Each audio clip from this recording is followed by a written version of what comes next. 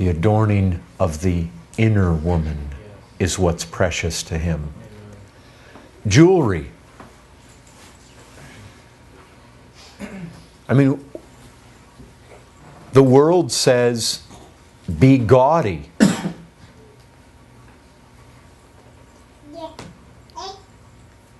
You look at the world, and they've got rings all over the place. Everything okay out there? And the world today's got rings in the nose, rings up here, rings in the belly button, rings in indescribable places. Tattoos. That's the world. Now here's the thing. There are mindsets. We need to think about the mindset. Glorifying God.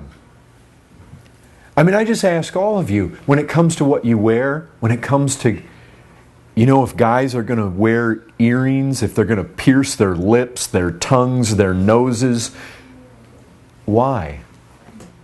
You trying to be like the world? You trying to be as much like the world as possible? The world intrigues you? I mean, everybody needs to ask themselves, what is the mindset that is driving this? Remember, the mindset of the world is driven by the lusts, the passions, the desires. Why do we do this? Why do we do what we do? Why do we wear what we wear? Why do we do it?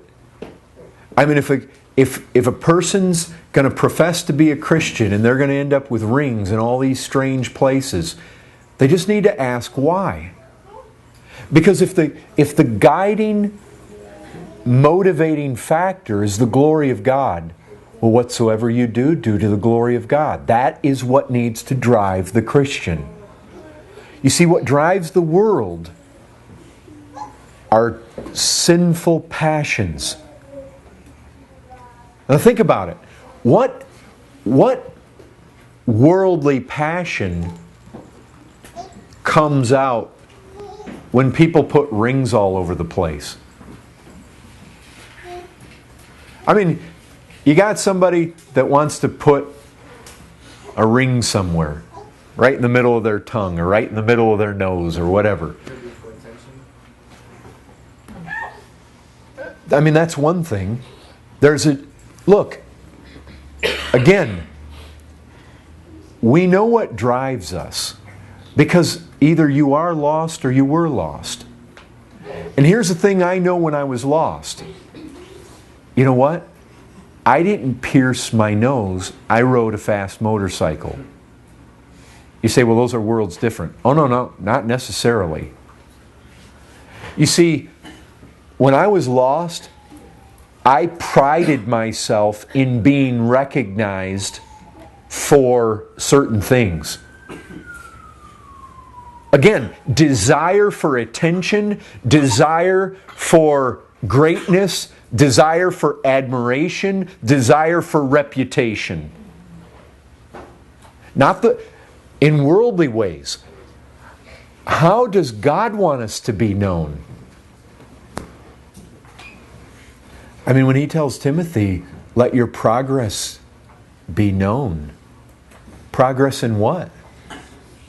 What are the things that Paul is telling Timothy need to characterize his life? That his progress might be seen by others. What kind of things? Try himself for godliness. Godliness, faith, love, purity, and on we can go. But think with me here. Mark, he was known for his rap music. Known as a guy on the east side, probably as a wild man. He'd carry around a gun. But he had a reputation. And you know what? As a lost person, when you get a reputation, especially if it's one that others admire, you want to keep that reputation. He's known as a rapper. Kind of a famous one. And the thing is, all of us lost had a reputation for something that other people admired. And we wanted to keep, and if we didn't have it, we wanted it. And in those we saw it in, we wanted to be like them. And it drove us. It drove us. We wanted to be recognized. We wanted to be seen as the rebel. I did. That was my reputation. Rebel, wild. And I fed on it. But see, reputation, that's worldliness. People want to be pierced in all sorts of strange areas, and they want to look strange, and they want to do strange things with their hair and do all manner of things. Why? Is it primarily... I mean, this is the thing we have to ask. Listen, if a Christian woman gets married and her husband says, honey, I like a nose ring right here on you, and she does it to please her husband, you know what? That's good. That's great. We're not going to be legalistic and say you can't do that.